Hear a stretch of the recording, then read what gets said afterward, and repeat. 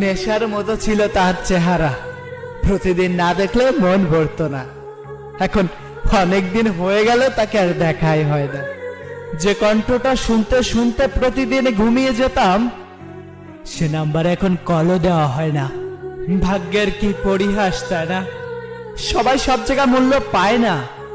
এখন সে মানুষটা যেখানে আছে সেখানে সে হয়তো অবহেলিত, কিন্তু আমার কাছে ছিল অমূল্য।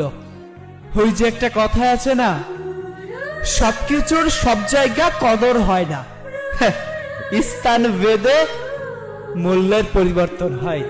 কেউ ভালোবাসাকে ছুঁড়ে ফেলে দেয়, আর কেউ কুড়িয়ে আগলে যত্ন করে রেখে দেয়, কিন্তু সেই মানুষটারই সেখানে জায়গা হয় না। আপনি নিশ্চয় একটা কথা শুনেছেন, যেইখানে তোমার শান্তি মিলবে ওইখানেই তোমার ভাগ্যে থাকবে না।